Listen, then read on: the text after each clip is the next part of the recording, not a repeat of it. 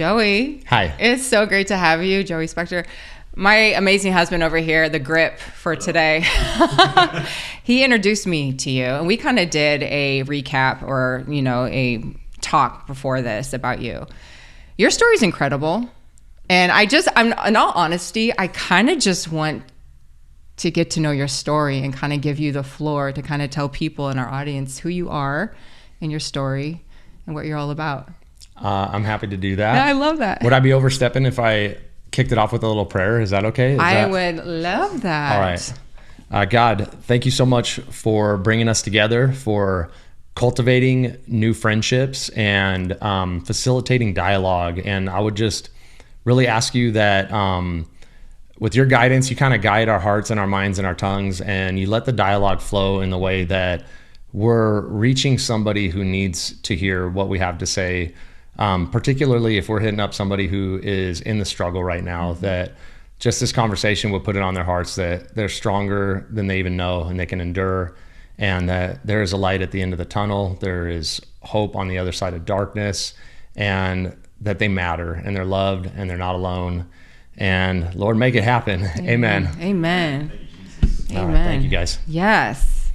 So you were a firefighter at one point. Yes. But now you go and you speak to departments in all aspects, like police, firefighters. Okay, tell me, how did you become a firefighter? Well, first I was a police officer. Shut up. No, yeah, I was. Yeah. Well, that's news. Yeah. Okay, I love that. I've kind of walked both paths. Okay. I went to NAU when I was in my 20s, and I graduated with I had to get my bachelor's degree in 3 years because I wanted to become a cop. Like, that's all I wanted to do. So I got this criminal justice degree. I wanted to get hired right when I turned 21. I got hired, and I just kind of went right from mom and dad's house to the police department. And I was young. I was way too young, to be honest with you. I was young and inexperienced. Yeah. And I grew up real fast doing that job. Yeah. I love that. And kind of became the principled person that I am, honestly, through the police academy. Like, I had never had experienced core values and integrity and grit and endurance and hard work. And a lot of this comes into play in the story later, but testing myself beyond what I thought I could mentally, pushing through, getting pepper sprayed. That's right. And, having to run 11 miles uphill on shin splints. Like, I left the job because it didn't really line up with my temperament. Okay. But it really forged who I was and kind of converted me from boy to man real fast. And then going and solving problems 10 times a day and seeing a lot of people. I grew up kind of in the hood, and seeing people in Section 8 housing doing so much worse, and seeing the chaos of the world and the trauma and the tragedy. And there was a lot I liked about the adventure and serving. And but I'm not geared towards conflict. I'm geared towards harmony. Okay. And so show up and there's a domestic violence, and I feel really bad for the woman because she's getting hurt by the husband, and then I arrest the husband, and the woman is mad at me, and the guy's spitting on me while I'm arresting it. It was just man, this kind of sucks. You know? And actually our chief, our current fire chief, Chief Espy, was a firefighter at the time. Oh, wow. And I don't know if you know Dave Zimmerman, he's a captain. Okay. You might know. Yeah. So those guys, we worked in what they called the Square Mile, which is the original town site of Surprise. And it's adjacent to El Mirage.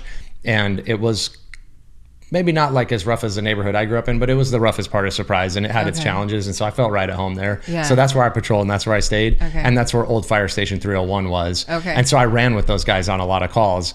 And Chief Espy, our current fire chief, is the person who told me, Joe, when are you going to come to the fire department? Yeah. We had actually gone in a car accident, and it was pretty interesting. He'll always tell me, do you remember the horse call? I'm like, yeah, man, that's when I came over.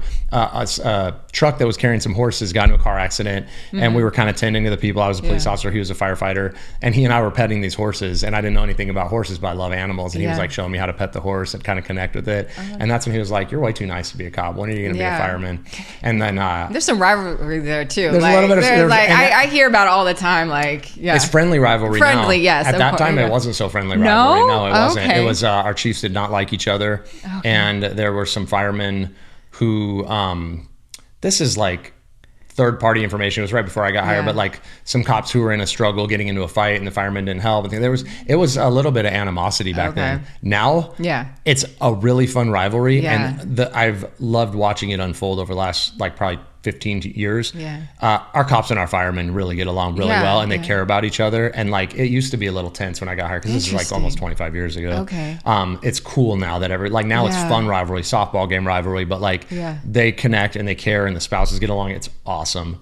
But anyway, so then Dave Zimmerman and I would stop by. Another call I went on with Zim, and I got called to help them out because there was a homeless dude and he was struggling, but there was like, he didn't want to go to the hospital and he wasn't really committing a crime. And we were just talking to him, and he was like, I'm just really like hungry. And so I went in the Chevron at El Mirage and Bell. It used to be just like, there wasn't much out there, but that's where the call was. I went inside and I got him some food, and Zimmerman pulled me aside. He's like, you need to come to where we are. Like Zim is a good, godly dude. And he like, that, I think that really moved him. He's like, come to the station, dude. Like we're hiring, and like, without giving away too much trade craft, back in the day, you could have a lot of influence over who got hired. Like if they wanted somebody to get hired, you know, like you could get helped out a lot. And he's like, dude, we've been talking about it. Like we see you on calls.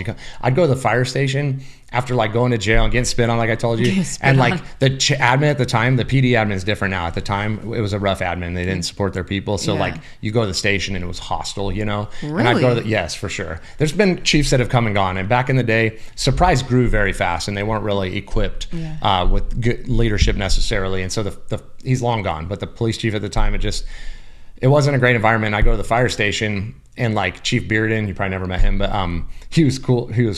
He would have his feet up on the table. The guys were playing cards, they're barbecuing, and I'm like, oh, maybe I should come over here. Like everybody's getting along, everybody seems to be having fun. Nobody's yelling at you. They're like, no, everybody thanks us, you know? And I'm like, all right. So started the process moving, ended up getting number one on the hiring exam, left the PD, went to the fire, stayed in the same city.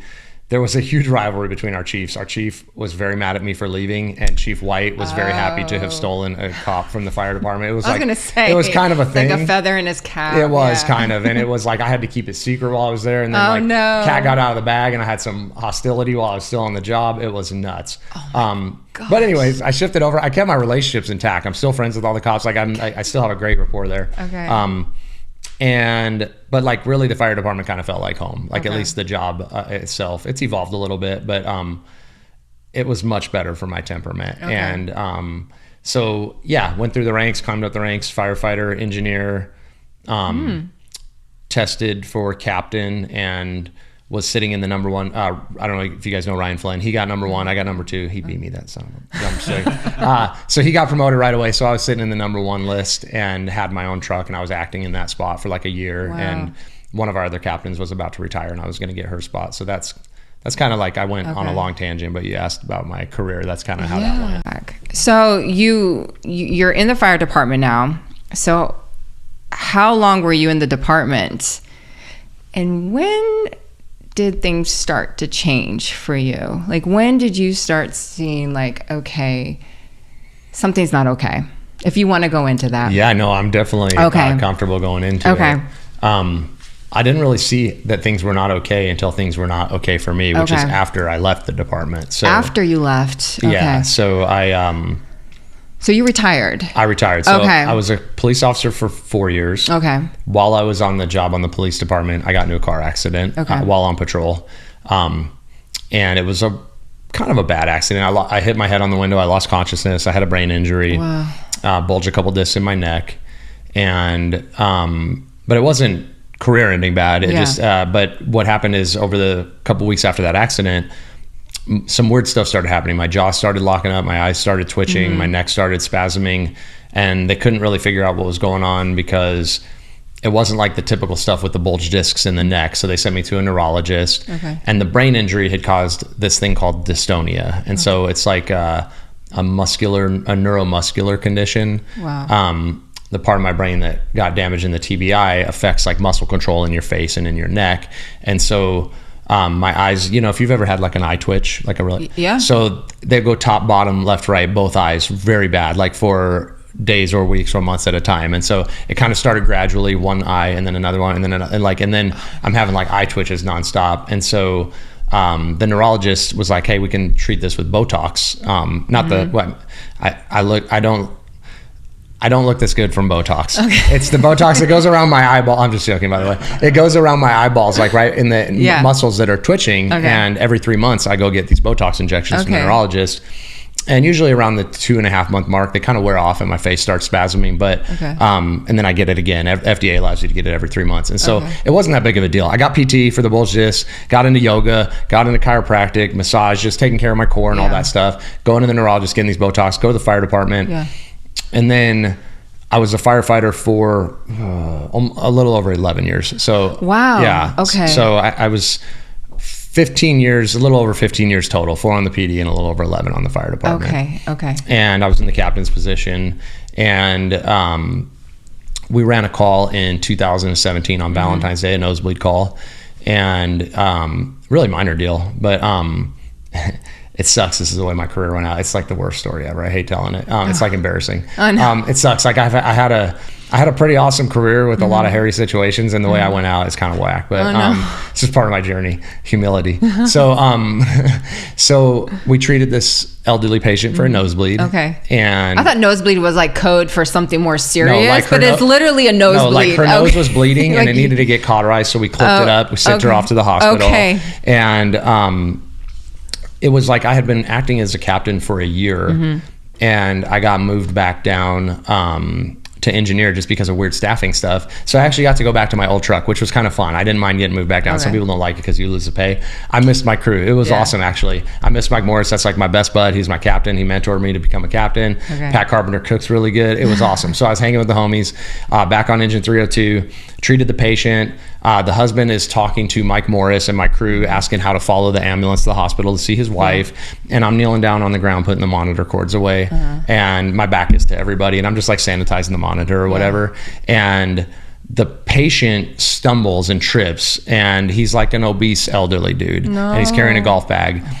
And I didn't see this happen. This is like pieced together from my crew. I'm just putting the monitor cords away, but he falls on top of me, and he's like a big dude, and he falls right on my head. Like the golf bag hits my head, and then he's laying on top of me, and I'm like crumbled up, and my neck is all at a weird angle, and Pat Carpenter and Mike Morris are like pulling him off of me, and it's like all of my stuff from my neck, like my pain started shooting down my arm. I hadn't had that in a long time, but it was like I knew something was like wrong, you know?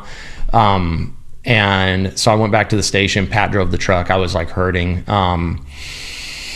And I was just trying to ride it out. I was like icing my neck and stuff, but like all the spasms started flaring up. And Mike Morris, after a couple hours, was like, you got to go home, dude. Like I can't run 3 men all night. And I'm like, I can get through this. And he's like, no, and you got to write it up. And at the time, I'm very glad I wrote this up because it's how I got my injury covered through workers' comp with like my medications, you know, but I didn't want to write it up. I fought him on it. I'm like, I'm not writing up that I'm going home because an old guy fell on top of me on a golf bag, you know? And it was so embarrassing. Like I don't want you, and especially at the time, like everybody's gonna know about that. You know, well, what I mean? The firefighters. I'm learning so much about the culture. I don't mean to interrupt you, but I learned. He's like, oh, they just will bust your. We eat our own. Yes, it is hilarious. He's like, Sarah, I can't say that because they will rag. You know.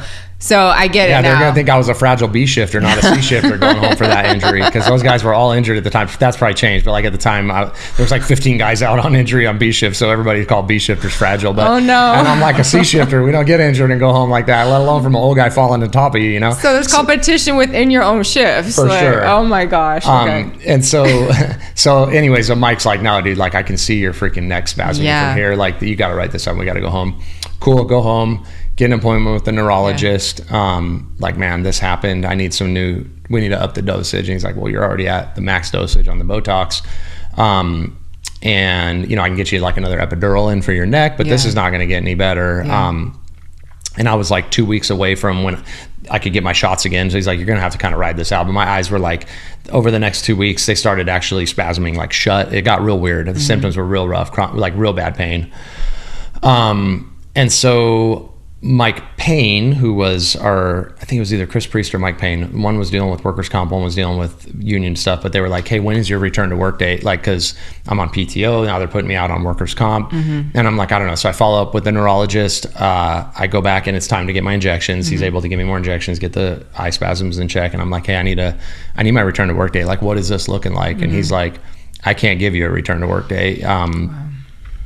And I'm like, what are you talking about? You know, 'cause like, dude, honestly, I knew I was struggling, but like every time I got injured or hurt, I could get a new set of shots or new PT and go back on the truck. It wasn't really, chronic pain was like, I was used to it, and it wasn't a big deal. We all deal with that, right? Like, it's not fun, but like, not going to keep me from working. I'm like 2 months away from getting promoted to captain. I'm like, and this was the most, like, it's a little different now. It was competitive. Like 30 of us tested, and there was one opening, and then there was about to be a second one, and it was me. Like I had to study hard for that test for like 2 years, and it was like, it was just going to be awesome. You know, like my kids were going to the fire station, right? Drawing pictures. Dad's the captain. Like it was just like, I was in the best spot in my life. So it was like in my career, like it was not the time to, I hadn't had a top 3 years. Like I was just getting where I needed to be. Yeah. And I'm like, no, that doesn't sound right, doc. You know, like, and he's like, well, I kind of shared this with you because same doctor since the injury in 2005. So now we're at like, I don't know, at this point, like 2017. So 12 years he's been treating me with this, you know, and he's like, I told you this is progressive. And if it gets worse, like you got a couple things going on. You're disc herniated now. Yeah. You got stenosis on your spine. So like it's iffy, like the shooting pain can turn into like loss of use of lens, but he's like, more importantly, like your eyes, that gets worse. Like that a lot of people go functionally blind from this. Like as you get older, this will get worse and worse. Trauma makes it worse. This kind of accelerated it. He had shared all that with me when I was like 24 or 23 and I got hurt, but I wasn't paying attention. You're 24, you know what I mean? Yeah. I'm just like, get back in my patrol car, you know? So he had like a heart to heart with me telling me about like, you can't safely do your job with this. And like, so he's like, I can get you a second opinion if you'd like. And I'm like, yes, give me a second opinion, dude. So I go to Barrows Neurology. And if I could deviate to a little bit of a moment I had with my creator at this moment, like this was pretty interesting. So as I was walking into Barrows, my world was rocked. Like I left my neurologist. I went into the front office. The lady who works at the front office is really nice, and her son is a Peoria captain, and we're like friendly. I've been going to this doctor's office every 3 months for 10 years. She was able to get me in with a doctor literally, like she's like, this is going to take forever. She called, they had like an availability that day, so I actually left my neurologist's office and went right to Barrows. They had faxed over all my stuff and all the imaging and all that stuff, the brain. But like on the car ride, like I had just gotten told, like we're planning my promotion ceremony, you know, and now I'm like, how do I go tell my wife, like this doctor just said I have to retire? And I don't believe him at this moment that I have to retire. Like it got so bad for a while with symptoms, it became undeniable. But at that moment, it just was like, I wasn't anticipating it. Yeah. And so I pull into Barrows Neurology, and like, they're high end on neurology, but what they mostly treat is ALS. And I didn't know much about ALS at the time. And I get in the parking lot, and I'm like, I call Chris Priest, and I'm like, this is what my doctor just said. I'm going to a different doctor trying to hear something different. I'm in the parking lot right now. He's like, all right, let me know what they hear. And I'm like having a hard time maintaining my composure. I never really had like, I don't want to call it a panic attack, but just like my heart is racing and I'm just like overwhelmed with what I'm experiencing. It's just such a gear shifting of what I was expecting to hear. I thought he was going to like give me an extra dose of Botox and we were going to be good to go, give me another epidural, let's rock and roll. And like, it's like, no. But then I walked into this place and I'm feeling kind of sorry for myself and sad and scared and all these weird emotions that now I know how to process, but I didn't have labels for them at the time because nobody taught me about emotions growing up, you know? Yeah. So I'm just feeling like uncomfortable. But I walk in and I go into this elevator with this young lady who's a lot younger than me, and she's in like arm braces, and she's very, ALS is ugly. And she's just so sweet. She's like, hi, how are you? And I'm like, not great, you know, but I'll never forget. She had this like beautiful smile and this warm presence, and she's like, hang in there, you'll be okay, you know. And I'm like, all right, thank you, you know. And I go see the doc, and he's like, it's like a 5-minute appointment. My eyes are actively spasming, my neck is locked, my neck is at a weird angle. He's reviewing the brain scans. He's like, your doc is right, bro. Like I can't release you. You could, you know, if they have an office, I think now they can put you in the office. They didn't have any office availability, so you had two options: retirement or like a full-time position in the office if you have a permanent injury. And so he wrote that up, same opinion. So then I go home, and I don't even remember if I told my wife just yet. I was still reeling. My wife and I were scrambling. We had 2 little ones at home. My babies were like I don't know, 5 and 3 or 4 and 2 at the time. And we had a little routine, like I would put them down for naps, and it was just like fun. They napped together at that time, and I always kind of liked it. Like they snuggled up on me, and they would nap next to me. I'd take like little selfies. I still have like pictures, but this time it wasn't. So like I was pretending it was okay and trying to relax. Get my wife and I crossed paths. I got the kids down, and I'm just like, the kids are asleep next to me, and I'm just like, what the is going on? Like what? Like I'm trying to catch up, and I start Googling. I don't really even remember why, but I'm like, I'm praying, I'm trying to figure out what's going on. I wasn't even like crying. I was just like, I remember I was like real activated. My heart was racing. It's very weird when suddenly somebody tells you your whole life is changing in an instant. You know, but then I Googled ALS. Sorry about that, bro. So I Googled ALS, and I started looking up Lou Gehrig's disease, and like I learned, because all these people in the waiting room had it too, and you could tell they were jacked up, but I didn't know much about it. It's an awful disease. And that poor young lady had a way worse prognosis than me. And like, it's not, you don't dismiss your trauma because other people have it worse. No. But like, I had this overwhelming sense from God, like, this isn't good, but imagine having to figure out how to tell your wife and kids that you had a terminal illness like that was going to do what, because it's a bad prognosis when you have ALS. It's a quick death, and it's pretty painful. You stop being able to swallow and all that stuff. And I was like, I felt like it was impossible to feel upset about I'm upset about my circumstances, but like, what are the odds that, and that young lady was so warm, and it just like, it just, I was gonna say that, it was just like, she can maintain a positive attitude, I can, and also like there, but for the grace, like, why is she stuck with that? And I'm sitting here going, okay, like a medical pension is 50% of my income. That's going to be hard. That's not a death sentence. No. Like, imagine if I had, and I was walking through like, what would this conversation look like with my family if I had, because that was part of the thing the guy tested me for, was like, he ruled out ALS because they're very related. Multiple sclerosis, what I have in ALS, and mine is by far the most benign of all of them. Like you know, like it's inconvenient and it's painful and it's uncomfortable, but it doesn't kill you. No. And I was just thinking like, and like, he was like testing me for it, you know, and I'm like, and then I got nervous when he was testing me for it, and then he's like, no, it's not that. Like, I see this all day long. It's the, you know, and I was thinking like, what would that conversation, so I'm laying there with my babies asleep next to me, and I'm thinking like, okay, we have some tough conversations to have, but it's not the toughest. And I just like, I felt okay with it. I was still uncomfortable, sad, scared, all that stuff, but like the impending doom of it all, and the like, this, I can't get through this, was like gone, because it was like, you could be in this position. And it was just like a beautiful, but I often think about her and that situation. And so those could be also moments where you can take and say, I mean, me listening to it, I immediately think that was God putting her in that elevator with you. It's not going to take away everything that you're going through. I don't think that's what's meant to do, but it's also a reminder, like, and those people, I always find the people who are suffering the most sometimes have the most beautiful, you know, personalities and outlook on life. You know, some of the most, you know, but I 100% agree that God put her in my path for that. And I admire her, the people who are suffering like that and have that warrior spirit, and they're willing to, people dying of cancer, willing to just radiate positivity onto you, and they're making you feel better. It's just, it's a weird thing that some people like that have that amazing spirit of compassion and empathy. And it's like, I should be here consoling you, but you're consoling me. Those people are remarkable, and she's one of them, and she's probably an angel, you know, like, but like, you never know. You never know who's on the train with you. I always say that. I don't know, but I firmly believe that God put her in my path, and she's a remarkable human being. And she, you know, that moment interaction kind of changed everything for me, but it was still kind of overwhelming and frustrated. So this is the part where like, my husband came home and talked about you, and I was almost in tears. And if you want to share the process of your kind of, I would say, mental decline. Yeah, that's a good way of putting it. Yeah, if you want to share that. Yes, okay. So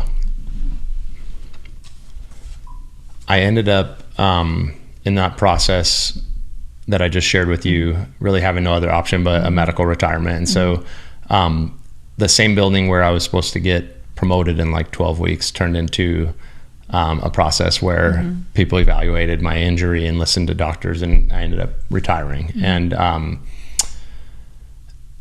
leading up to that, there was like 7 months of no pun intended, like purgatory, because like it's like 4 meetings. You go to the independent doctor, you go to the fire department doctor, they have a couple of hearings, but like every 3 months is one of these appointments. So for like 7 months, you're kind of just sitting there at home, like sitting in this and like going to different doctors, getting different treatments and not knowing like what's happening with your career. And during that time, it just became very difficult. I retired my pension. I'm very thankful for it, but it was like captain pay to 50% of your engineer pay is a big drop. Okay. And we had Dave Ramsey'd up our finances, so like we had some savings and had been diligent. We cut a lot of stuff out, but like the bills were piling up. And our union was nice enough. They cut me a check for $5,000 to cover some medical costs while we were waiting for workers' comp, because they battle everything. People were very supportive.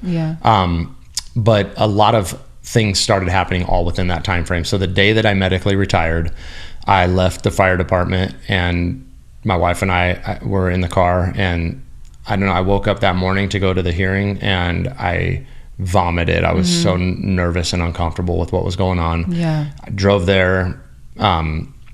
They kind of reviewed everything, and I had to share my story, and people were there and supporting. The city attorney was crying, and then they kind of like adjourned the meeting and said, yeah, thank you for your service, you're retired. And then all of a sudden it was kind of silent in the room, and then I heard this like almost like shriek a little bit. It was my wife. I'd kind of forgotten she was in the room in the civilian section, and she was just sobbing, and Chris Priest got up and gave her some tissues, and we just were like driving home like, what the hell just happened? Like that just happened. This feels like a year-long bad dream, And I called Mike Morris, and I was like, I'm retired, I guess, and I have a lot of emotional processing skills now that I didn't have then. And I just felt really uncomfortable. And I was just sitting in the house, like I said, let's go pick up the kids. We had a babysitter. I said, let's go to a movie. And Leslie's like, what? My wife? I'm like, I need something. I got to get out of here. I need a distraction. So we picked up the kids. We went to the Lego Ninjago movie. This is going to get real heavy for a minute. Okay, guys. So it's going to hurt. But we grabbed my kids. We walked in the movie theater. We're watching the Lego Ninjago movie. And my phone is buzzing, and it's like repeatedly my friend's wife, Demery, and I'm still trying to process my career. I can't pay attention to the movie, and I'm ignoring it, and finally she's like, are you there? Like 10 text messages. I text her back, Dem, like, I can't talk right now. Like, and she texts me, have you heard about Dan? And I said, no. And she said, Dan's dead, and it's one of my best friends, like on the planet. And the night before, he had been drinking and driving, and he pulled his truck out in front of a tow truck, and he got into a horrible car accident. And I learned about that on the day that I lost my career. And I was at the Esplanade movie theater, and I just got up and I walked out, and I was like holding on to the guardrail. It's like a balcony, and it was like the world was like spinning. And then I ended up going to the bathroom at AMC and like throwing up again. Like I've never thrown up from emotions. I've done it like in this story, there's the third time I did it too. Like it was just weird. And so my best friend is dead. My career is gone. I don't have any money or ability to even fly out to Texas to his funeral. He had just moved a couple months before that. And I'm just like becoming real depressed, and I'm really very energetic and bubbly, so it's hard on my family to see my emotions go away, like numb, and over the next year, like my mom had kind of like some weird cognitive issues that became dementia, that she didn't recognize me anymore or my kids. And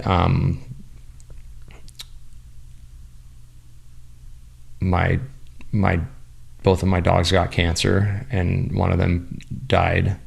And that was, my kids will tell you, my favorite kids are my dogs. Like that was so hard for me, but it crushed my kids. And so I had to kind of like swallow my own grief. In fact, teaching my kids, like, Dad's no longer a fireman. We can't afford to do X, Y, or Z anymore. And now Uncle Dan is dead, and the dog is dead, and you can't see Grandma Jan anymore, because she, like, my mom was so sweet. She was like the nicest human. And sometimes when you get dementia, you kind of get aggressive or angry. It's hurt. It was a disease, and I couldn't bring my kids around her anymore. And I just was like, that was really hard. And then both of my wife's grandparents died that year, like shortly. So both of my kids' great grandparents, they lost 2 dogs. They lost their grandmother. Their great grandmother, and then their poppy and their nana. They were just like losing people left and right, and we were losing people left and right. And all of a sudden, like, there's no more rides in the fire truck, and Dad's the captain. It's like Dad is withdrawn and in his bedroom doing nothing, you know. And like, let me collect myself here and think about what else happened. We had more losses too. I don't even remember. There was more. There was a couple more deaths, and it just was like we were falling apart. Like my wife and I was withdrawing, she was drinking, and my kids were floundering, and my daughter started becoming very emotionally dysregulated. Like so much so that she would have these meltdowns that lasted like 5 or 6 hours, and she was like biting, hitting, punching, like hissing, like getting kicked out of school. And like just 6 months ago, we were like this happiest family ever, like, and it was very weird. And we were going to like different therapists. There was all these diagnoses. It's probably the trauma you guys have experienced. It's oppositional defiance disorder, it's ADHD, it's this, like, so many different diagnoses. But essentially the only thing that there was a common theme running through it was like, if you guys can emotionally regulate, you can help her through this. And we weren't really in a position to learn how to emotionally regulate. Neither one of us knew how to do that. And so her tantrums and her meltdowns kept getting worse and worse. And in retrospect, I wasn't equipped to help parent her through that. And so one day, like, this is the day. This is to answer your question. We're getting to that day now.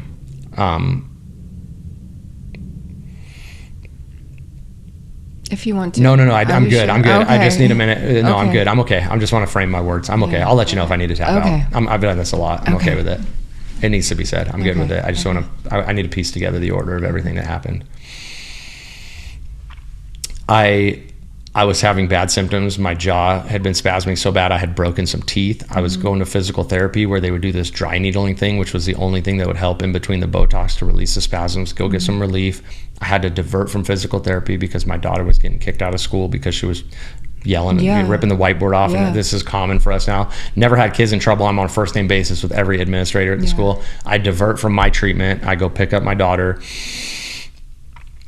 She had a really bad day. She would vacillate. As soon as she would come out of these rages, she would have shame and she would like hate herself. It was so heartbreaking, my little baby. She went through so much.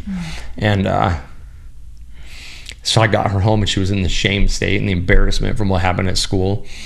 And I put on Mr. Rogers for her. And like that was like my go-to growing up. That's like who taught me about emotions. So we watched an episode and we like worked through some feelings together and just kind of sat with her in it. And then my dad had called me because he needed some help because he was like watching my mom full time and she had escaped and she was like trying to get into other people's cars. And like, he's like this, he was running ragged. He was declining watching her. So I'm like helping my dad corral my mom. I'm not supposed to leave my daughter. She's like 6 at this time, maybe. I have her on Mr. Rogers on earphones. I lock up the door. I throw the alarm on. I text my wife like now she's 13, I can leave her alone. At this time that wasn't, but like I'm like I gotta leave Sophie alone. The door's locked. I let the neighbors know the alarm is on. I want to let you know I gotta go help my dad with my mom. I go help my dad with my mom, and then I get home and I don't even remember why my wife and I were fighting, but we get like whatever happens, the dust settles from all that and we get into this big argument, probably over nothing, because at the time we just like didn't have communication skills that we have now, you know. And I left the house in like I just need to get out. Like when you go into fight or flight, I was in flight. I'm like, she and I are yelling at each other. I had the day from hell and I just left my house and I didn't know where I was going or what I was doing. And I ended up driving to Sunny Slope and finding some parking lot and an abandoned building. And I was just like sitting in my truck. I had a 4Runner at the time.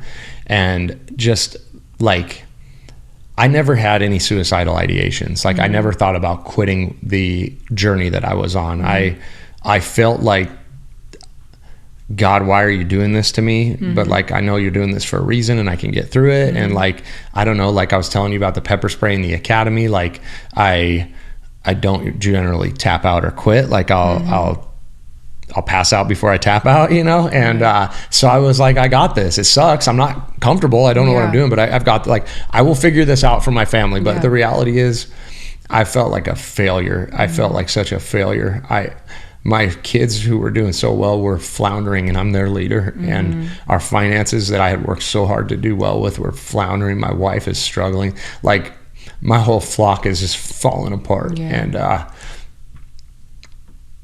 And my identity was really wrapped up in work. I got in at a time where, like, we were really tight with each other, and that was we did a lot of family stuff together, and, like, I didn't get it. Like, now you can't joke around and have fun over there. We joked around and we had a lot of fun, and that was removed from me. So I'm just, like, sitting at home in this chaos for a year while I'm dealing with therapy and for my kids that I can't afford because I don't know how to tell them grief. It just was a mess. And I just was in my car, just, like, the weight of it. And I just started, like, having chest pain, and I could, like, feel my heart beating, and my ears were ringing. I just was like, it was crazy. It was a physiological response that everything became so overwhelming in my body that and then I just had I don't know how to explain it. My brain broke. I felt like I needed to kill myself. Like, the only way I've ever, it's not a good analogy, but the only way I've ever been able to explain this to people is, like, I felt like I had to do it the way you feel like you need to come up from the swimming pool when you've been down for too long. Like, I needed, my brain and my body said, you have felt too much pain and this is no longer tolerable, and you need an exit from this. Like, I didn't analytically, like, I never wrote a note. In fact, I grabbed my gun and I was like, I felt like there was a force that was making me do it. I didn't want to. I was thinking about how much this was going to damage my family, and I was like, well, that sucks. I'm one of those, like, I'm doing that to them. Like, I feel it doesn't make sense rationally as I talk to you about it here, but in the car, I felt like I had no choice and I had to do it. It was very strange. So I have a lot of empathy. Like, a lot of people will say somebody's selfish who kills himself. It's like your brain is so broken at that point. It's like, I would just caution people to have a lot of empathy for people who have been in that position, because I didn't want to. I felt like I had to. And I, like, wrestled with it. Like, I was trying not to, like, like I said, like, I was being forced to. And I was just thinking about what a shitty ending to my life, and how sad I'm like, I love my kids so much, I'm going to just damage them.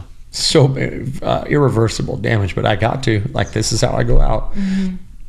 And I put the gun in my mouth, and I was just, like, gonna do it. Like, it was happening. I was no doubt in my mind. I was so sad about it, and I had my finger on the trigger, and I caught my breath for a second. I just a deep breath. And, like, I was out of a trance. Like, I was able to break free of it felt like a trance. And, like, I got the gun out of my mouth and I won this battle. And then my whole mentality shifted, and it was like, whoa, like, what? Like, it's just, the whole thing feels like I'm living somebody else's life. Like, I looked at the gun, like, it felt like that was something or somebody who was attacking me. Like, I threw it back in the glove box, like that was the enemy, and I couldn't get away from it fast enough. Like, I was scared of it. I was a mess. My brain was entirely broken. None of this really makes sense, but this is what happened. So I threw the gun in the glove box. I couldn't get away from it fast enough. I launched myself out of my truck, landed on the concrete on my back, and then this is the third and final time, sorry, talking about vomiting, I just rolled over and I started throwing up. This is what happens if you don't cry, if you don't talk, if you don't purge your emotions, they come out. And whether you externalize them and projecting on your family, you internalize them, you cry, you vomit, the body's going to make you get rid of it. I was just throwing up, and I just had a moment of deep connection with my Creator, and I had the most heartfelt prayer I've ever had, and it was not a lengthy prayer like an Our Father. It was like, help me.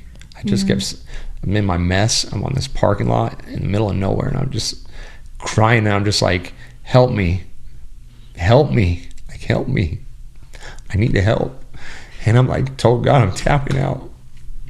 I need your help. I don't know. I won't do that again. but I don't know how to not. I don't know how to fix what's going on in my house. I don't know how to cope with this. Yeah. Just help me.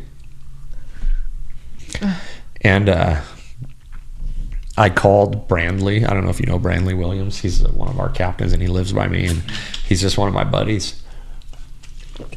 He's an odd bird. Okay.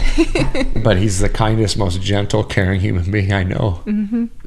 And I said, hey, bro, I just almost killed myself. Can I go to your house? Give you my gun? And he's like, yeah, of course. And I've sat with him through some struggles with his, he had some challenges with his kids. We have the type of dynamic where we can do this sort of thing. You need it. Yeah. You need somebody who you can do this with, bro. If you don't already have somebody, I'll be that person for you if you don't. And I said, so I drove to his house. I said, I don't feel any compulsion to use this thing, but I don't know what's up or down right now. You know, can you take this? Mm-hmm.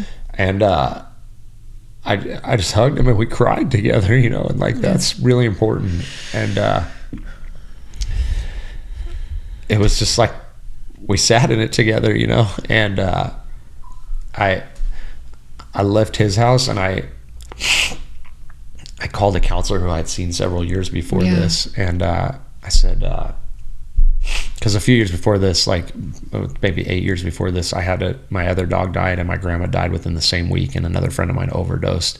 And I got into some counseling, but I was doing good since then. But I called Mike. I said, I know you haven't seen probably 8 years. I left him a voicemail. I said, I'm in a crisis. Can you see me, or can you point me in the right direction? We talked about mental health at the fire department. We didn't talk about it then. Like, I don't know what EAP was or not. Like, we didn't have any of that. And we've changed a lot in the last few years. It's good now. It's better. And he called me right back and he said, I could see you tomorrow. And I got home and cleaned myself up. I had like throw up on me, and I sat with my wife on the front porch. We have a swing out there that used to be my favorite spot, but now it is again. But at the time, it just wasn't getting used. And I said, we're a mess. Like, I just almost killed myself. And you're drinking too much, and our kids are struggling. Like, we need to do something. And I'm getting help. I'm going tomorrow to get help. I don't know what that looks like, but I've reached out. I've told people I'm getting help. And she said, I'm wanting to get help too. And I've been looking into a rehab facility. And this was like May. She's a teacher. She has summers off. She said, I've already been calling this place called the Meadows, and they can see me. And like, because we had spent so much on medical costs, our deductible had been met. She's like, it's actually not. It's going to be affordable. Nice. And I have an intake set up. I'll set it up this week. And that's the hardest part of the story, by the way. It starts to get really good from here on out. But that was rock bottom. That was where we began the healing process. Can we time out? I got to blow my nose. Yes, I was going to say, babe, can you get us both? Thank you for sharing space for that. I'm sorry. I know it's a hard story to listen to. No, I'm not trying to be, it's almost a beautiful story in a sense, where it's just like, you know, when you say you breathe, to me, I interpret things visually. Oh, thank you, brother. Sorry, it's toilet paper. No, that's actually, this is actually what I use at home. Okay, I don't like tissues. I'm like, thank you. Yes, I'm like, I actually, this is my go-to as well. Thank you, Aaron. I'm sorry, what were you saying? Well, I'm always a visual, like, I think of things, you say I'm ridiculous for this, but like, and I don't want to take any away from what your story is, but like, when you say you sat there and you breathed, and to me, I'm a visual person. I felt the Holy Spirit just coming, like, I felt God just, you were breathing him in that moment. Yes. And it was just, it's a beautiful way of putting it. He was just giving you that beat before you, to me, the devil, or just everything. Yes. You know, and how you rejected that gun with that was to you in that moment. I always think of it like that. Like, it's just evil, but at the same time, it was real for you. Yeah. It's not like to judge you or anything, but it's like, I felt like God was like, okay, I'm coming in. If you take it or leave it. There was spiritual warfare going on in my car for sure. Oh, 100%. For sure. And I'm sure and just, you know, flinging from your car and being like thrown from your car. I know, like, you do it, but it's like you you had to get away from that being or whatever that was. I don't know what it was. It could have just been everything that had happened to you, but it just, when the moment you said I just breathed in, I inhaled. Yeah. It's like, okay, God was kind of maybe just saying, okay, take me for a second. Yes. See what your options are. But yes. I love the way you put that. I believe it to be true. 100%. Oh, well, I'm glad you're here. Thank you. Me too. Yeah, you're an amazing person. Wow. I mean, and I know my husband just loves you. Well, and thank I know you. Likewise, bro. Yes, he does. He speaks so highly of you. Thank you. And I know you wanted, he's off camera, everybody, but he's the grip today. My question was, I kind of wish I could be in the mix, but you will be, babe. Don't worry. No, but I was curious, what do you think, when you got to that place? And I'm listening to your story, and then I had a panic attack during like COVID, when like all of our whole world was falling apart and we were losing everything. And then I had this moment in the car because I had to drive for like Uber, whatever. So I'm sitting here like hearing you talk about it, and I'm finding a relation through what I experienced. I didn't go that far, but like I can totally relate to everything that you're saying. That's why like it touched me so much. But I'm like, what do you tell people that are like deep in it right now? They're like feeling what you're feeling right now. They're in it. You know, they're in the freaking cave right now. You know what I mean? Like, how do you address that? That's a great question. And it's one of the hardest ones to answer, because I take a lot of it on when I'm experiencing somebody asking me that, and I can't do much necessarily, but the things that I have found to be helpful or effective is, first of all, sitting with them and letting them know, like, if you're available, like, the last thing you need to be told is what you're doing wrong or what you could do more in that case to help, but to be told that you're not alone, and I'll sit with you in this, bro, if you'll allow me. Like, we can share space in this, whether that means stepping out and watching a Dave Chappelle comedy special to disassociate together, or whether that means sitting here crying and hugging on each other, or whether that just means sitting in an awkward silence so you don't have to sit in these feelings alone, because you're gonna have to feel it to heal it, and these feelings are very uncomfortable for us to feel. And when, like, now it's easy, like this is therapy for me. Like, I'm actually happy we're talking about it. You need to process and walk through it occasionally. But at the time, like, we don't do that. And so we lock it all up, and it's like the check engine light is going off in our brain, and it's like, it makes the car break down and stop going because it's overheating. And so I share with people, you got to try to meet people where they're at and just let them know, like, probably what you're going through is exceptionally intense, and if you're looking for a problem solve, I do have some meditative tools or some ways to help you out of that. Or if you're looking for a homie to go distract you and go have fun, like for me, I didn't want to go have fun. I wanted to isolate. I wanted to be quiet. If you're open for it, I'm here to listen. If you want to talk, if you don't, can I share space and silence with you? Those, and same thing with your kids when they're going through it, like whether it's a brother who's deeply in the thick of it, or whether it's a kid who's going through a meltdown. How can I help? Can I sit with you in this? You're not alone. What you're going through, validate what you're going through is so painful and so hard, and I see it, but also you will get through it, and you don't have to do it alone. Like, whatever you need, I'll sit with. A lot of times when that happens, I go out with the dudes and I just sit with them, and sometimes they talk, sometimes they don't, and it's scary for me because I'm afraid they're going to kill themselves, and I'm not a crisis counselor. I've been in that position a couple of times and I don't like it. I'm not actually equipped for it, to be honest with you. Like, but a lot of times I'm not going to turn a phone call down, and these guys aren't going to call a therapist, but that's kind of why I'm doing what I'm doing now, is I'm hoping to prevent us from ever getting to that place. But to answer your question, that's kind of what I do, is I just reach out and with all of my being, let them know I'm not just saying like, oh, I'm here for you, bro. Like, that's a different thing than like, bro, I'm here with you. Like, I don't know what you're going through, but like, let's go through it together if you want. And if you don't want me to, I'm not going to force myself on you, but like, you don't have to go through this alone. And it's shocking how, like, I'm a pretty small dude, like a guy who's like jacked like you, big, intimidating guy, dude, sometimes that makes them break down and they cry, and then I'll share with them like, this is good, keep doing this, please. Like, I'm not going to tell anybody about this, and you need this, and I'm here for this. Like, and you know, like, just offering presence and empathy. And then if they are looking for tools, sometimes they do want to problem solve. Like, I'm having a panic attack. Dude, let me walk you through how to breathe, how to ground, how to redirect your thoughts. Like, I love that. But a lot of times in the crisis is not the time for the tools.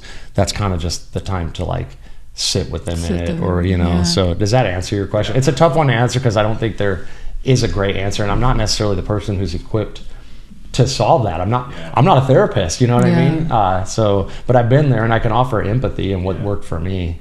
That might work more for people than sometimes the therapist might. Sometimes I would imagine that someone who's been there, you know, especially another dude. Like, a lot of times, like we need to kind of model for each other how to do that, and that it's okay to do that, and that I've been there and done that. And I'm a proponent of therapy, but the reality is, for it to work, you need to connect with your therapist. And a lot of therapists haven't sat on the tailboard of a firehouse or been through the razzing or the hazing or whatever our life experience is. Or a lot of guys aren't willing to go get therapy. So I think the next best thing is we can cultivate an environment where we support each other and where we have the tools to do so. And so that's kind of my mission right now. Well, that's, I mean, to piggyback off that, like, do you think, and maybe I'm wrong, do you think that God was maybe setting you up for this being your purpose? I don't think it. I know it. You know it. I know okay, it. Good. I didn't want to misjudge though. More than I've ever known anything in my entire life. My gosh. To the deepest being of my core. I can feel it. Yeah. Yes. I mean, that's how I interpret it when you're telling me this story, is that this is maybe your true calling to go through that. And I always say to him, I can't.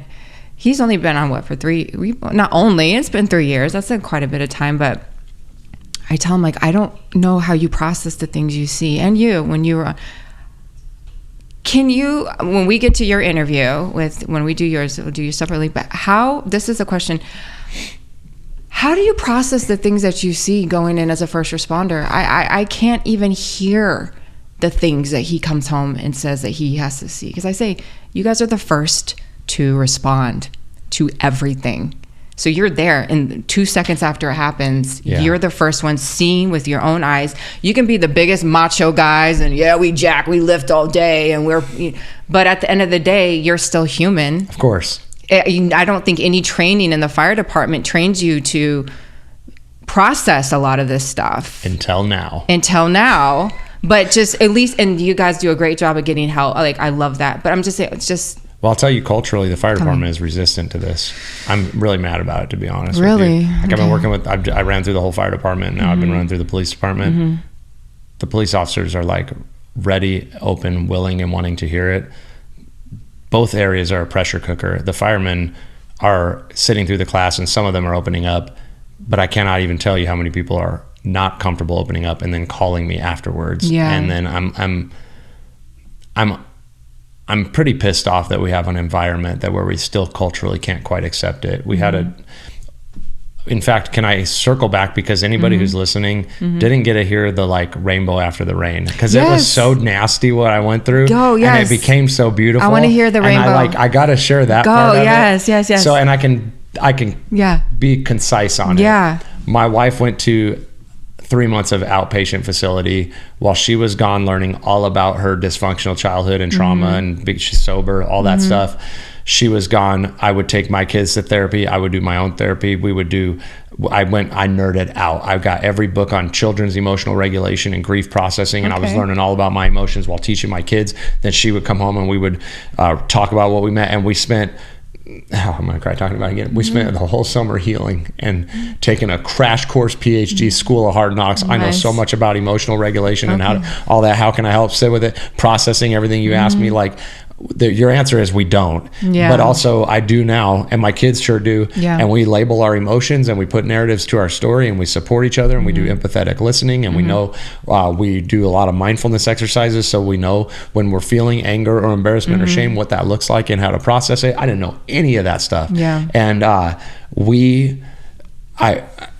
started reintroducing myself to my friends who I had withdrawn from, like Wes and Brantley and all those guys, and then I started opening up and kind of sharing what happened to me. And a lot of people I was embarrassed by it. I'm not embarrassed. I'm not ashamed of what happened to me now. I was at the time though. Nobody talked about this back then. And the first person that said me too, I was like, what? Yeah. And then another person saying my wife's going through this too, and so almost killed himself too, and this guy's in crisis too, and this guy's and I was like, oh, we got a problem. And now like I could tell you every statistic on why we don't talk about this. No, so I didn't know, but people are talking about it. Yeah. CDC's calling for action because of it. Like, but it's so stupid. Yeah. I'll get into that in a minute on what, but like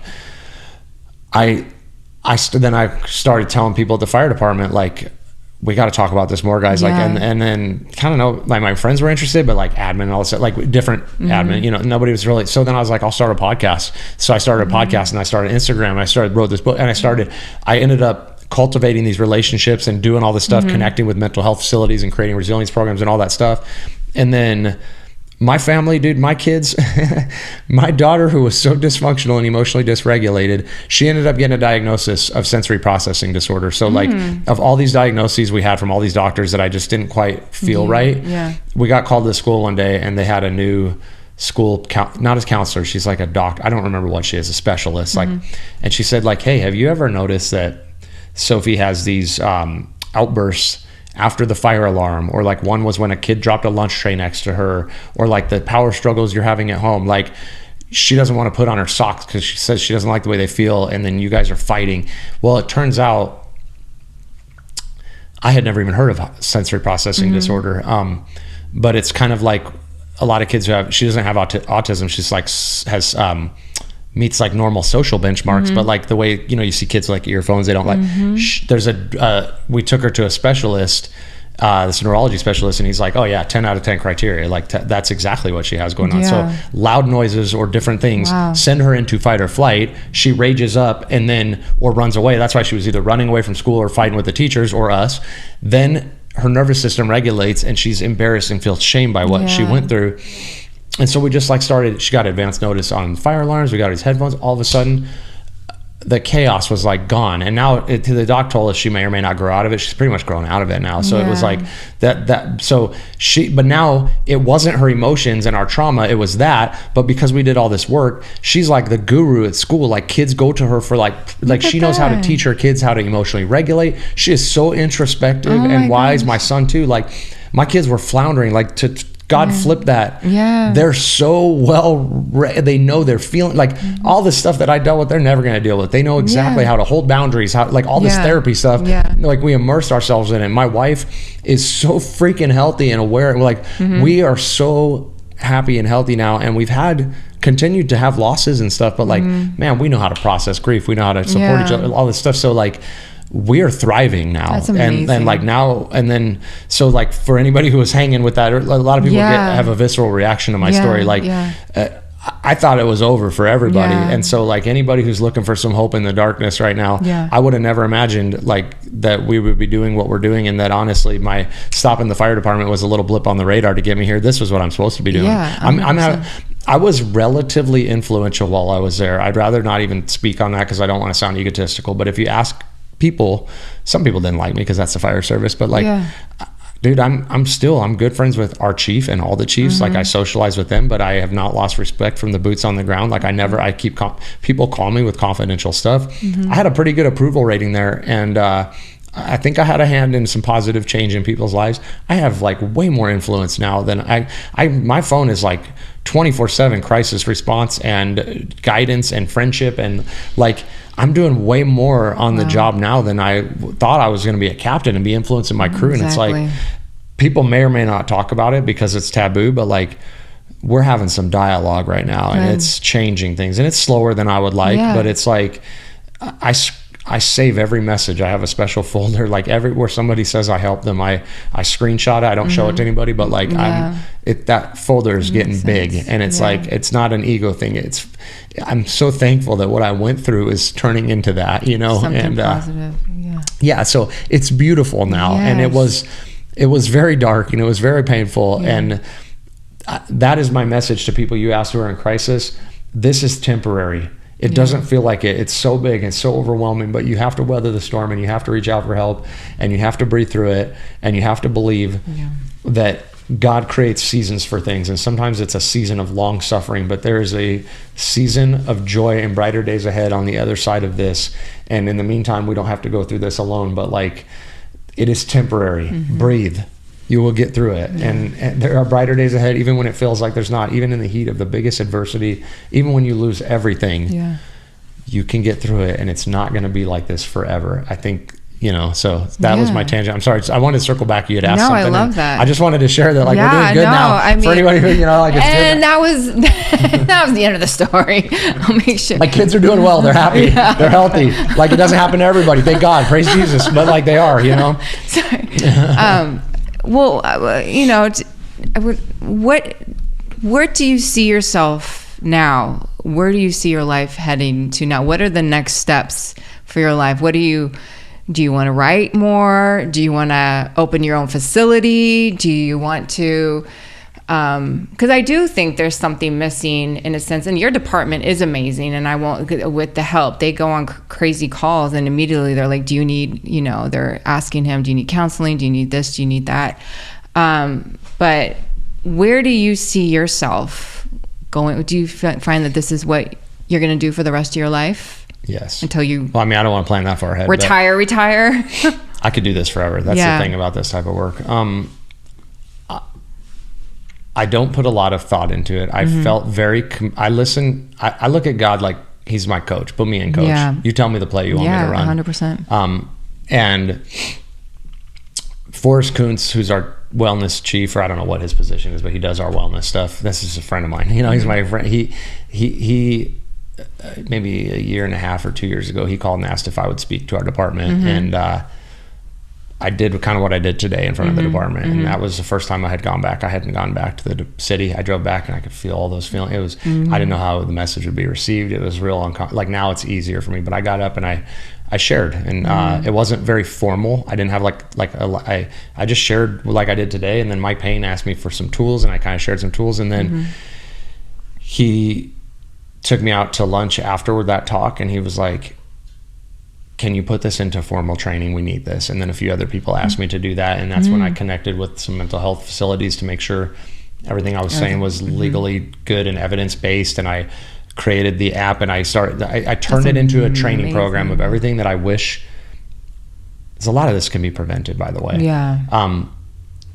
And if we have time, this is a long interview, I'd like to get into a little bit of that too. But like 100%. At that time, I felt God calling me. Like I listen to my Father when he talks to me. Okay. And we have discernment and stuff, but like, it wasn't an option. Like I needed to create formal training, and I needed to go speak to people on this stuff. And I got these professional studio and these videos, and I did all these exercises. I got in touch with the person who helped create the Calm app, that one of the best meditation teachers on the country, helped me facilitate this and do all this stuff. I put together this training. My department hired me. Now I'm working at other departments and stuff too. Right now, that message was very clear that I needed to do that. I knew it would be successful. I knew I needed to do it and success could be just one person. I don't care. 100%. One person who was like me being reached and being given those tools. That's one person whose little babies don't lose their dad. One person matters. That the bar I set for when I walked into Surprise was, if I reach one of my brothers, I'm so far past that bar now. Like I was good with one. If one person needs to hear this, or we'll use these tools, because you're not going to get guys to do this stuff and take like right away. Like the cops are wanting it. The firemen are very resistant towards it. It's very strange, by the way. But I can tell you why that is too. Okay. But either way, one was good, and we're way past one now. And right now, to answer your question, I don't feel like God is calling me to do anything other than I'm busier than I can keep up with right now. I'm being flown out to Texas to speak at a conference in May. The 100 Club has recruited me to do some talks. Awesome. Other departments want to work with me. I'm still filtering my way through Surprise PD. I landed a literary agent, so we got the book publishing stuff going on. I have so much stuff going on. So right now, what I feel like you're good. Well, I feel like what I'm doing, honestly, is this is my favorite place to be with God. Is when we try and control things and plan things, he laughs, and also we grip onto an outcome of something. I don't. My only job right now is to do whatever he wants me to do with this, and I feel like I'm back at the fire station. Like, you show up at the fire station, you don't know if you're going to have a shutout or if you're going to run 10 calls, and what that call is. It could be an awesome house fire, rarely, or it could be picking up an old person, right? Like, but you don't know, but you show up to work and you're like, okay, I'm here for 48 hours. I'm going to do whatever I need to do. The training calendar says I need to do this. The calls come in. So like I wake up every day and I'm like, what do you need me to do? Like, okay, well, I'm training at the police department today. Okay, I'm taking a call from this guy who's in crisis today. I'm doing this podcast episode. I'm letting his masterpiece unfold, and I'm hoping that I'm a vehicle for what he wants to get done out of this. And I think I am, and I have nothing to do with any of it. It's him. Yeah. And it's a privilege to have his work go through me to help my brothers and sisters and other parents who don't know how to speak to their kids during emotional struggles, or who are tempted, or whose marriages are falling apart, or who don't know how to process, or who think they can't because our environment tells them they can't. It's such bullshit, excuse my language.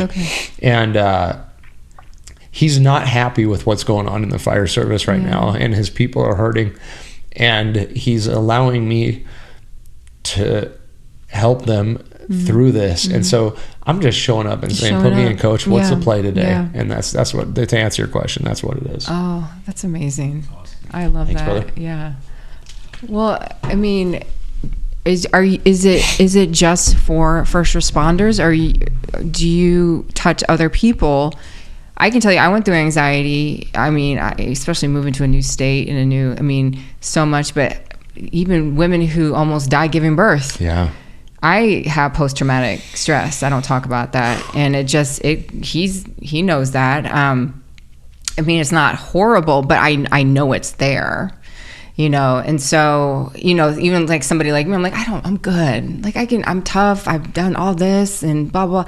But then there are times where I'm like, oh my gosh, I have anxiety. Why do I have anxiety? I'm going just to the store. Or I'm like, where is this coming from, Sarah? You've traveled the world. Yeah. You've gone to other countries. It's like you've lived in New York for 20 years almost. Like how all of a sudden is driving giving me this? And it's just maybe because I've never dealt with things in my past that were traumatic to me, like almost dying giving birth to our son. Moving to a new state, just kind of my husband being a firefighter now, gone for 2 nights. Yes. It's a lot. It's a lot. And it's not to make it about me, but I'm just like wondering if your services, or do you direct people who aren't necessarily immediately first responders, but either like the arms of the first, their wives, or even if they have no relation to first respondering. I'm coining that term. So yeah, I was just wondering if you do that. Yeah. Well, what you went through is a lot. Yeah. And a lot of times we try and talk ourselves out of these feelings because of how tough we are. Mm-hmm. And I think the fact that you are very clearly tough, and you both are very tough, and you can have a really awesome car. It doesn't mean that the tire pressure can't be low, or the oil temperature can't be too hot. And we talk ourselves out of like that. Those indicators go off. Your body is feeling anxiety, or your mind, or you drive somewhere and you start to panic and you go, well, I'm too tough for this. Yeah. But it's like, well, also you're a human being, and nearly dying during childbirth must be, I can't even imagine how traumatic that is. And none of us have the tools to like tell our inner child, like, hey, you went through something. It's okay to cry about this, or to write a letter to your deceased loved ones and cry those tears, or talk to somebody, or share. And so it doesn't mean you're not tough just because you have emotions and trauma, and and your body might be telling you that you need to process it. You're very tough, clearly, to have survived all of that. Yeah. But that's yet to answer your question. Yeah. So on the 17th, I'm doing the same training, but modified for spouses and kids that are age appropriate enough to hear these types of topics. Yeah. And so, and then my wife is meeting with the spouse group as well to kind of share her version of the journey and how we've done these tools, because the whole world needs this stuff. All human beings do, but you gotta kind of like reach who wants to listen to you. And I have a broader audience. Like my Instagram blew up like crazy. That's how it started. I've kind of stepped away from it because I've been so busy with this.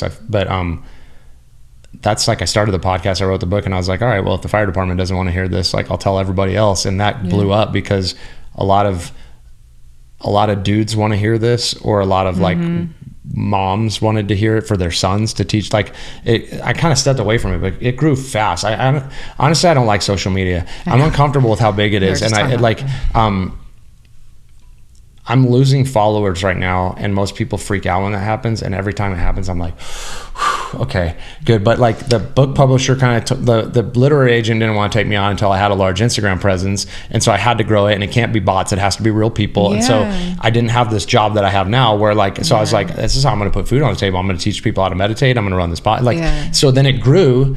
And then now I'm like doing what I think God is calling me to do and what I want to do. And so I'm still kind of on there. Of course, it's a good place to connect with people. But like every time I had a reel go viral, I felt very uncomfortable with that amount of eyes on me. And then you get like haters and all that stuff. It's just like, it's a bunch of noise that I don't need. It's high school. It is. And I never had social media. So I had a fast from social media. I didn't even have an Instagram account. And so I started it. And then everybody kind of told me it's going to be impossible to grow. And then it grew real fast. And like, so either way, I don't know. People need it, and I share on there, and I share on the podcast. But the reality is I have the ear of the first responders right now, and especially here in the Valley and a little bit outside of the state. But I'm trying to hit it holistically. I'm definitely trying to I'm pushing the fire department, the police department. I guess the communication is challenging with the spouses, but get the word out. Like I will share with them these types of dialogues that I'm having with their husbands and wives, and how, I don't know how there's a lot of communication that we don't get taught. You come home from 2 days of being away and you ran a drowning call, and you come home and your wife has been with the kids for 2 days. That's not fair either, right? And so you get there and like we don't have like the skills to say like, hey, I ran a really rough call and I was up all night. I could really use a nap, but also I want to help you out. What was the best part and the worst part of your day? Okay, well, our son did X, Y, or Z, and I'm exhausted too. Okay, well, we can't fill both of our cups and both of our needs can't get met. Let's talk a little bit about how we could compromise and teamwork this. It's more like one of us does the honey-do list or the husband just ignores it, and we stack up resentments, and now we're drinking and divorcing. That's our culture. And so really, yes, maybe not you guys, thank goodness, but 100%. Dude, it's nuts. I can see that. I mean, I don't want to cut you, but we go through, I could say I'm pretty okay. Like, I'm like, do you need a nap? Go take a nap. He'll sometimes say, I don't need a nap. I'm like, go take a nap. Like, go lay down. That might not be the norm. That's awesome. Well, but also you have been struggling for 2 days too. So it's not an either or, like I get my needs or yours. It's a yes and. We're both in this together. He needs a nap. But like maybe if you have a new baby at home, like for 2 days, the dog in the house and the baby, that's not good either. No. And so to just like, rather than like what you said is awesome because you guys love each other. So you're like, you're taking a nap and you're like, no, I'll watch the kiddo. You get rest. Oh, we've had our fights. Of course we all do. But like the job presents unique stressors to couples that we don't really talk about how to communicate. And like you guys very clearly have deep love and a spiritual connection. And like that's not necessarily the norm. A lot of people weren't like, nobody taught me how to communicate. I had no premarital classes. My wife and I got together when we were 16 and we were kind of like latchkey kids. Nobody taught us anything. So like figuring it out on our own when the SHIT hit the fan is not easy. So like I like to get the spouses in there. They're coming to the auditorium. I'm going to share that. And then my wife she's even talked about, she's going to meet with the spouse group and share her journey, but she's like, we'll see if they want it, but like I'll create some workshops. Like we can go meet up and do the same thing that I do with the guys, but with the gals. She's a teacher. She could do it during the summers or whatever. But I'll talk to anybody who needs these tools, or I'll listen to anybody who just needs me to share space with them. But right now it's busy with the public safety stuff. So that's kind of where the audience is at. That's amazing. I love that. So does God talk to you? Yes. I mean, do you hear God? We've asked this of most of our guests. And what does that sound like?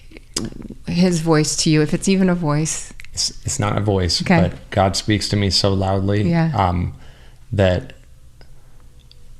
I'll share honestly with you, but I feel like most people will think I'm crazy. I very rarely share this with almost anybody, even it's the thing that I cherish the most in this planet is my relationship with God. That's amazing. And how he communicates with me. And I feel it so deeply. All right, so do we have time for me to tell you a story? It's way better for me to give you a couple examples. Go for it. I love stories. Yeah, okay. Go for it. So after everything got better, I like this singer, Michael Franti. Like he the way he does music is he talks about feelings a lot.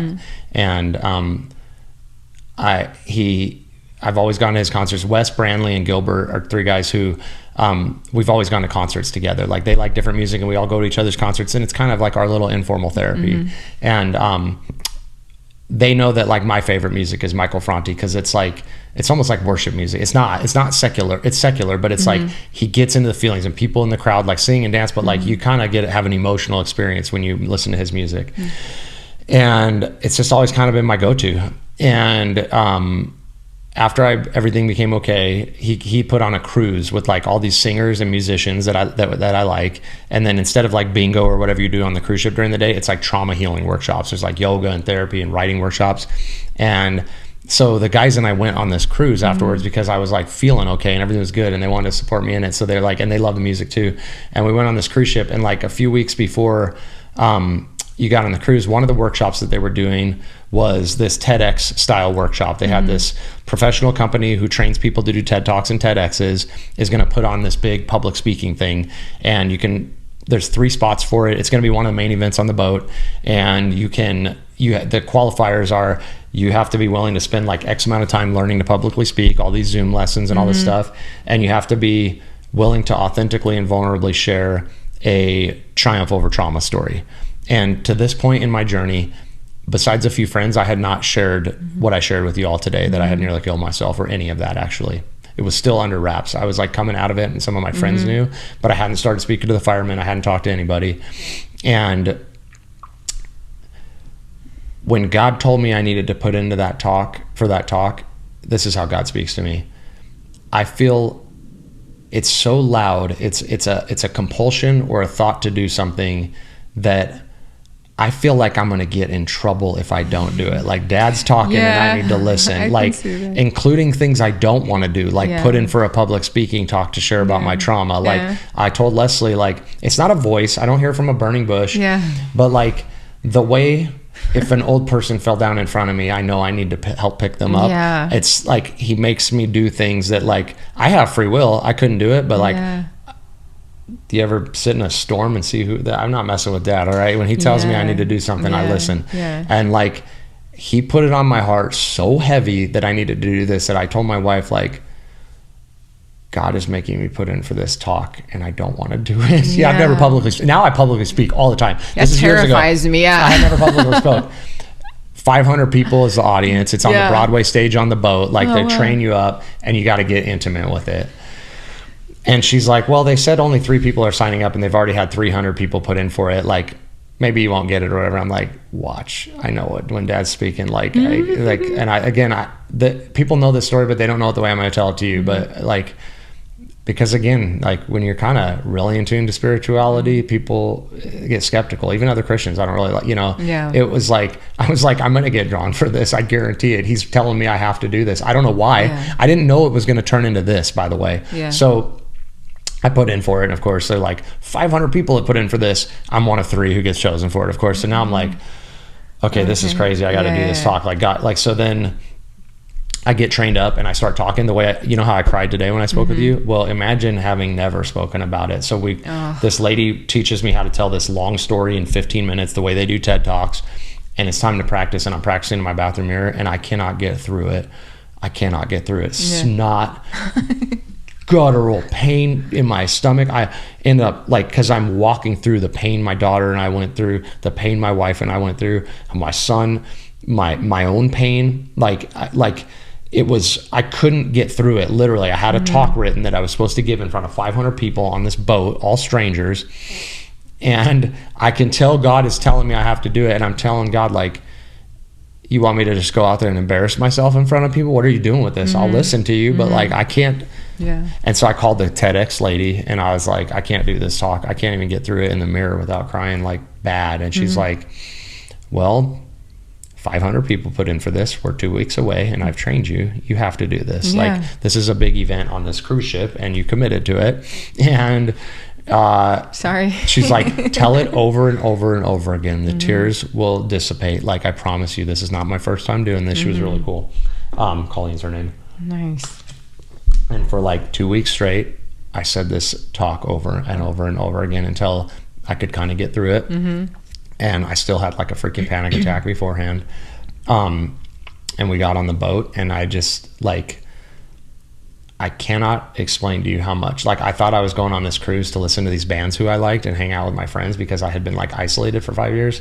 I was on this cruise ship to give this talk. And so I got up there on stage and I shared for the very first time I ever told really anybody outside of my closest circle that I had a gun in my mouth and that my family fell apart, was on a big Broadway stage with a microphone in front of 500 strangers, and my favorite musician who I've been listening to for 10 years and all this stuff. It was nuts.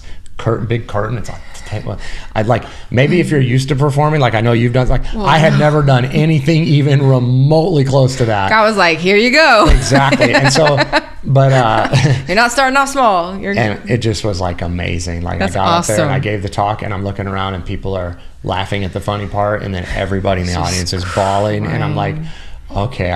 And I just like, I did it. But then what happened was I didn't really get to even enjoy our time on the boat. I did enjoy it, but in a different way. Like I thought I was going to be doing yoga and concerts and stuff. Everybody's probably coming up to you. Everybody. And it was heavy. Like I ended up having to go back to my room and cry several times. It's overwhelming because there was like, of the 2,000 people on the boat, 25%, there was a full house that were in there, and a lot of them were impacted by it. So like these guys were like, this is crazy, we're just going to go do our own thing. I was talking to so many people, and I didn't know the impact my story would have. I thought, to be honest with you, I thought God was making me do it as like a therapy for myself. I didn't think I still at this moment, this is the moment I realized like, oh, you're making me do something with this. I thought he wanted me to like do it for me to heal. That's what I told my wife, like cause it's what he doesn't talk to you. Like I didn't really know what was going on. I knew I had to do this, and I thought he was making me be brave and tell my story so that I could move forward in life. I didn't realize it was like he was using you. He was using me. And so the first lady comes up to me and she's like, oh man, she said, she's like in her 50s. She said, I'm a doctor. She said, I came from an abusive dad, and because I get into some of the stuff I did with my daughter with emotional regulation, and I kind of cried. She said, I hope you're, oh my God, I can't get through this. She goes, I hope you're proud of the way you're parenting your daughter. Aww. I sure am. She said, I wish my dad would have loved me the way you love your daughter. I could see it. And we hugged. And there's 3 of these. The next one was a couple, and they said, our son died of suicide. Can we talk to you? Our son died of suicide, and we want to thank you for sharing. More people need to do that. Yes. Oh my gosh.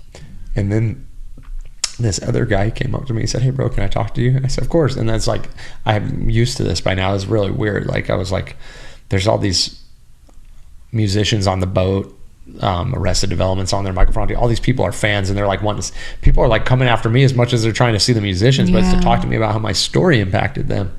And this guy said, hey man, I was at your talk, I wanted to share with you. And he said, my best friend is a firefighter, and his son is also a firefighter, and his son is 22 years old, and he killed himself 2 months ago. And he said, I want to give you the challenge coin from his funeral. This guy's on a boat. This guy is probably the reason I was there. This guy is on a cruise ship, not knowing he's going to run into a firefighter who's going to talk at one of the events on the boat, who's going to speak on, he said, this guy's like a son to me. This is his best friend's son. And I was like, we're crying. And I'm like, I can't take this from you. Like, you don't get another one, and it's from the funeral, And he's like, I insist, And so I have it, obviously. And I got together with Cletus, and we sent him a couple of challenge coins too. I stay in touch with this guy, but like, this guy's carrying this around in his pocket on a cruise ship. That's how much he's wrestling with this, and he gave it to me.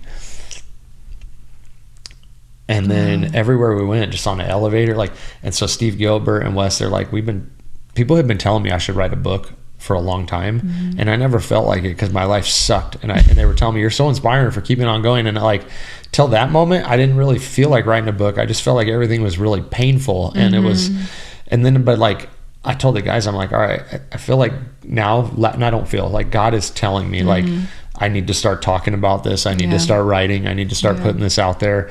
And like, he speaks very loudly to me, to the point where, like I said, if I feel like nothing makes me feel happier than when I'm unified and with him, and when he's telling me to do something. And almost always the most amazing things happen when he puts it in my heart and in my head. Like, it becomes an obsession. Like, I feel like I can't do anything else, or like I will not be content, and I will feel like I'm disobeying my creator. But also it's not like under duress. It's always like stuff that is amazing and I'm thankful to do it, you know? And sometimes it's little. Sometimes like when I was going through it, when I was still I wasn't really in a position to be counseling anybody.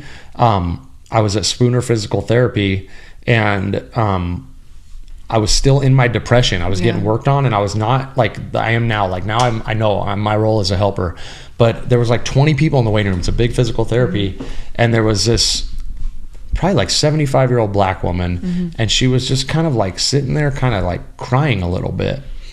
And I'm looking around, the staff is not tending to her. Everybody's out there facing their phone. And like, I'm watching this, and like, I'm vulnerable right now in this moment. So I'm not really equipped to help other people.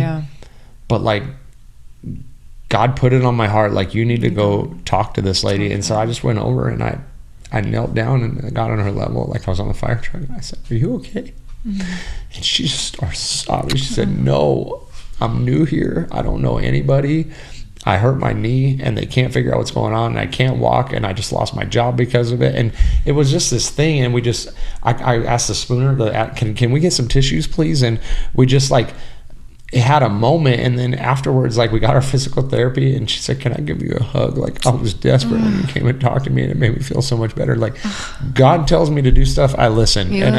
It's how he talks to me is like, I can't explain it other than like I know what I have to do, and I don't really have a choice other than to do it. And the only thing I have to do is let go of any outcome or any desire of how I want it to look, and I just have to show up and tend to business the best I can, and hope that I get it right, and know that if I don't, he's gonna make it okay, you know, because I'll screw it up if it's left to me, you know. Oh my gosh, that's beautiful. Oh my gosh.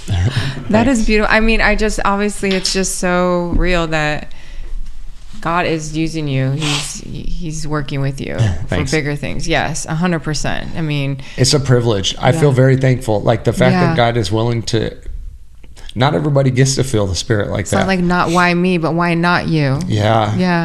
It's amazing. I wouldn't want to not have this connection. And do you know who Toby Mac is? Yes. He's like a Christian artist. Yes. But he's like, it's like hip hop roots, and it's like he's one of the only people who can cross over into mainstream and do worship. Like, it's good music.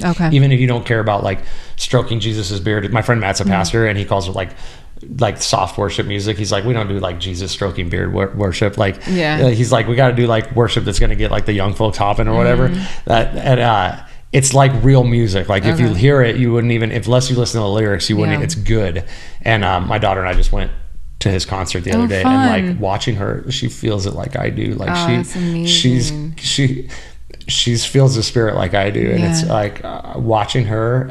And like, it's not like I don't make her go to church or pray. Like she feels it the way I do, and it's awesome. And I feel very lucky. I don't know why God speaks to me, or maybe I'm crazy and we're all wrong, and he doesn't. You're not going to convince me that's the case. I don't think that's if you're watching this and you're not a believer, like, it sounds crazy. No. Objectively, if you like, when I was an agnostic who wasn't churched, and I grew up in a very, very kind of anti-church environment, 20-year-old me would have said, "Listen to this lunatic, delusional lunatic."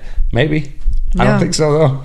No, I mean, we've all had our journeys back. I mean, we're Catholic, but it's like we separated, obviously, when we did our careers, moving to New York. You're a young adult. You want to go after but I was in a very dark place too, and I've told my story a million times, but it was really bad, and something called me and said, you need to come back home, and that was God. Yes. And so I went back to church, and that changed my life, I mean, dramatically. And met my future husband, and we had our child and all that kind of stuff, so it went full circle. So that's kind of where this came from. And so then again, kind of like you, my story turned into, all right, you were on TV, and you have this career, but I think the most important part of it was you were in a really dark place that maybe a lot of women or young men had gone through, and you came out on the other side of your faith again and being reintroduced to God. And I was able to talk about it on a larger platform, terrified. But then this kind of formed after all that. And it's just like, again, having you on and having other people on to share their stories. And I think evangelizing is the most important thing people can do. You can't force anybody. You can't say you have to believe in God. I can't. I have plenty of friends and people in the industry that just probably laugh at me, and they're just so not about this, which is fine.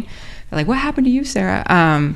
But it's evangelizing. It's telling your story. Yeah. That's it. That's all you can do. And we cannot control anybody else and what they believe or what path they're going to take. But hopefully it hits 1 or 2, 3 people that say, oh my gosh, what's your story? Yeah. And what's this direction you're in? Because I'm not in a good place. And I've had so many people say that to me. So I'm proud of you for all of that. Thank you so much. Thank you for sharing that. Well, you are so inspiring, and I just want to keep following you in your journey. What you just said, that's inspiring. Thank you. And that's the best evangelizing you can do. No, preaching and people aren't going to sway them. It's modeling Jesus's character and sharing your story and being willing to be vulnerable and authentic and share how God has worked through you, and also being honest about what it was like when you were in the desert and then coming home like that prodigal son and getting that warm welcome, and that you're doing it. Thank you. Yeah. I appreciate that. This is what you're doing right here. Yeah, it's very clear you've put so much energy and attention and effort into it. It's amazing. I feel like God, we say this all the time. I'm proud of you, bro. Sorry, I'm interviewing. No, husband's on the other side. Yeah, I love it. I'm proud of both of you guys. Thank you so much. Yeah. Very proud. We felt God really talked to us in church one day at Mass, and we had done so many great things, and we're like, how can we utilize our gifts to glorify Him? And it's like He kept saying, you need to do this. And we didn't know what it's going to, we don't want to be rich. We're not looking for wealth or anything like that. So it's kind of like, we're going to take this leap of faith. Yeah. And what did you just say? You said, as long as we have God on our minds and our hearts, He'll take care of it. We talked about this morning. Yeah. So we're like, what are we doing this for? Is anyone going to be listening to us? Yeah. And here we are. It's like we had Cardinal Dolan as our first guest, and it was just kind of like snowballed. And yeah, we don't have 1 million followers yet, but it's like, it's just been a beautiful journey so far. And the one lost sheep was more important than the 99. Yes, God bless you. Yes. Even one doesn't. Yeah. Amen. It probably will become 1 million followers, but I guarantee you, somebody has listened to something that you have put out there that has been pivotal in a make or break situation, and you've aligned them with their creator or given them hope or relatability. Podcasts are so important. When I was isolated, I'd listen to people on like going through traumatic events, maybe different than mine, but like nobody in my circle had lost multiple loved ones in a career and had to isolate. And so it's like you start to feel like like you're a fish out of water and you're not like anybody else. And then you hear somebody who's 1,000 miles away and they share the feelings that they're feeling, and you're like, oh, I'm not alone. Yeah. And like what you guys are doing is sharing a platform for people to feel like they're not alone. It's a game changer. God bless you. You too. Oh, thank you. Well, Joey, we were so blessed to have you on, and you're going to come back. I definitely want to continue this and just see where this journey takes you and maybe turn into something else. But it was such an honor. It's an honor to be here. Thank you. Thank you so much. Very proud of you guys. God bless you. Yeah, likewise. So Thank you, brother. Want to plug anything? You want to plug if anybody wants to connect with me, Instagram is a good spot. If I'm at the Joe Spector, if you want to sign up for my newsletter, I don't do spam on anybody, but like once a month I send out resiliency and emotional fitness tactics. I love it. How to get through anxiety or challenging parenting conversations or whatever. And when the book comes out, that'll be a way to find out about it. But yeah, I love connecting with people if you want to connect on there. Yeah, let's do it. I'll plug you in all that. Thanks. So, do you want to dance real quick with no music? Do it, yeah. Do, do, do, do, do, do, do, do, do, do.